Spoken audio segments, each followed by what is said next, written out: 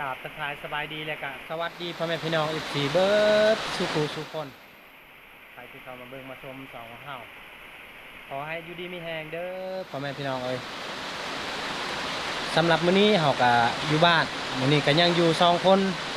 กับน้องตุ๊กตาส่วนน้องบัวพากับบ่าวต้อมก็ลงเมืองลงไปเบิ่งอันน้องสาวเพิ่นอยู่กั้มเพิ่นคลอดลูกเนาะสำหรับตอนแรกมื้อนี้ก็อยู่แต่งกินนี่ละเพราะว่าช่วงนี้ก็ฝนตกแล้วก็ลมพัด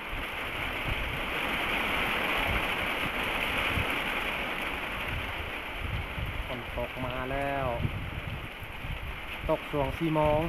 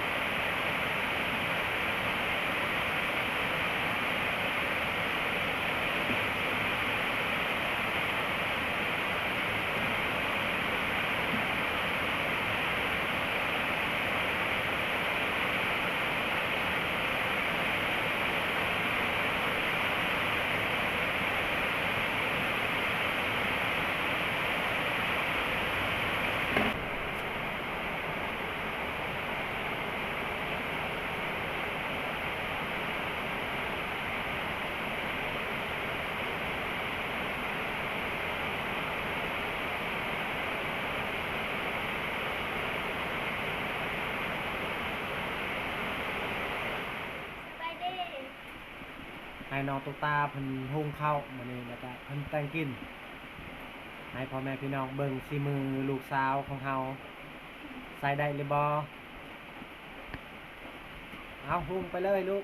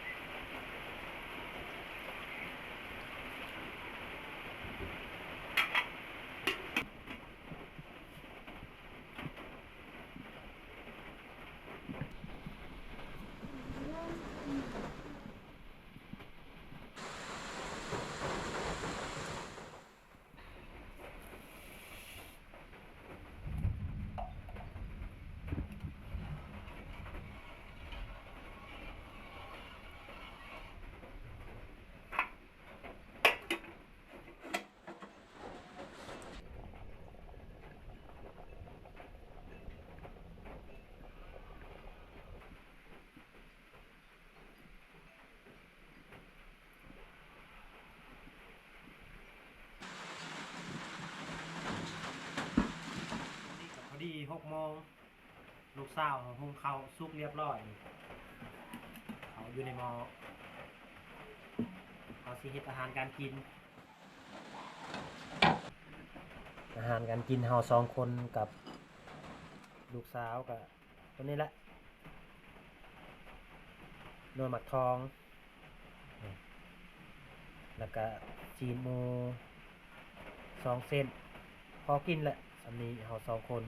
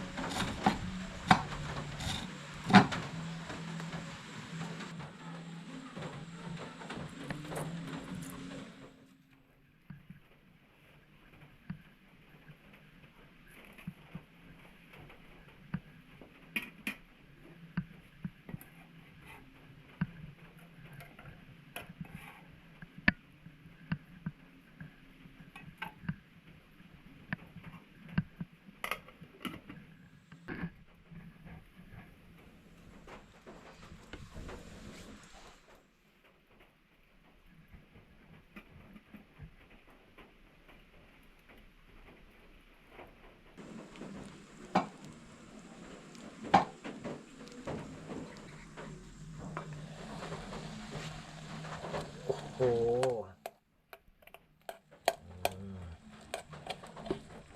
ขัวก่อนเอ้า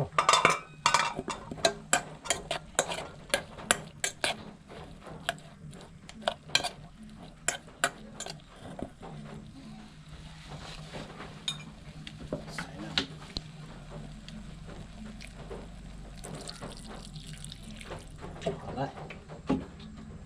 ใส่น้ำหน่อยนึง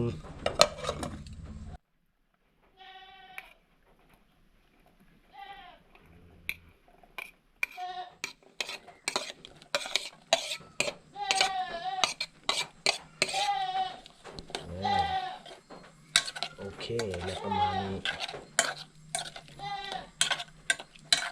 เขา2 คนพอกินเนาะลูกเนาะ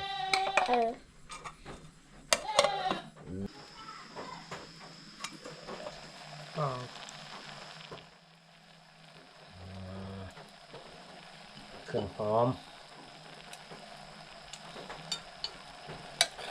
ร่อยอยู่บ่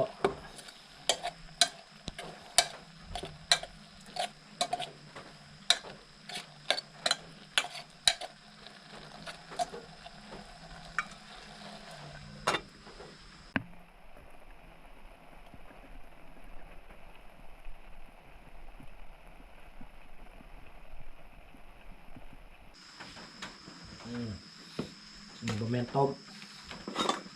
เขาอบเอา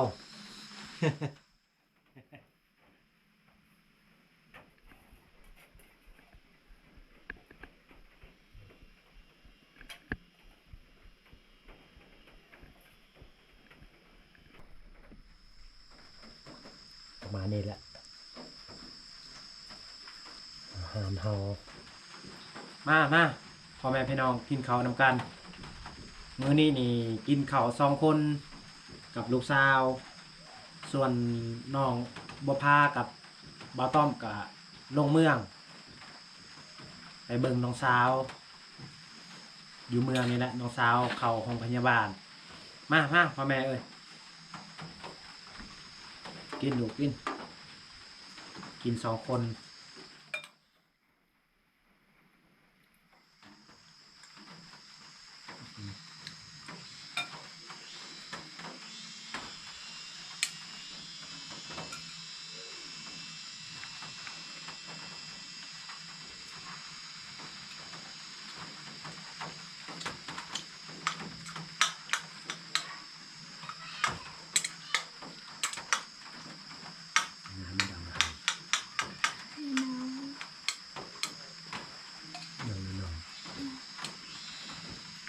มันบอก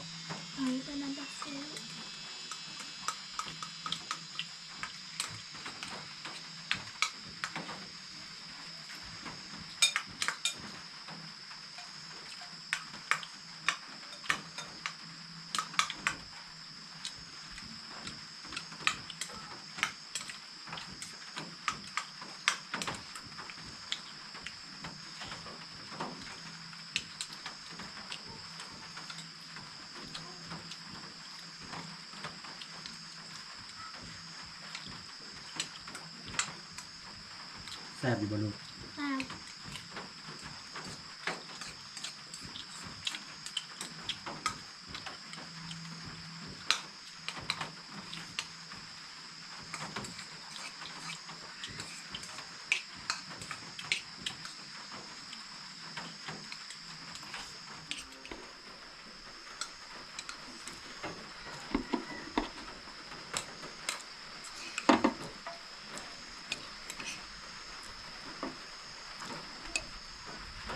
อบเอาใส่อยู่น้ำโบราณ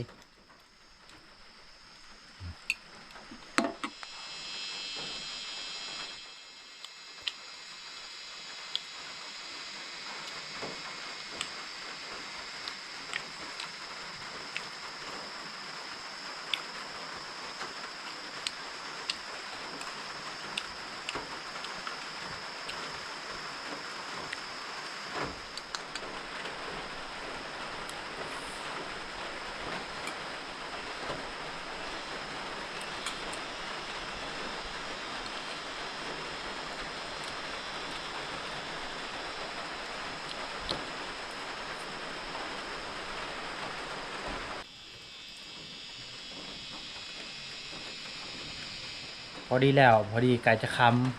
ำพอดีแล้วเขากินข้าวประมาณ7 โมงเอาทำไมพี่น้องไพ่ที่เขามาเบิ่งมาชม2 ข่าวแต่ต้นจนจบจะได้ก็ขอบอกขอบใจพ่อแม่พี่น้องผู้คอยติดตามรับชมแล้วก็คอยให้กำลังใจให้บ่เปิดตลอดขอให้พ่อแม่พี่น้องทุกคนจงอยู่ดีมีแห้งจงมีสุขภาพแข็งแรงเนาะเหตุอย่างก็ขอให้เจริญก้าวหน้าปรารถนาสิ่งใดก็ขอให้สมหวังทุกประการอย่าเจ็บอย่าจนพี่น้องเอ้ยให้ร่ำให้รวยขอขอบใจหลายๆ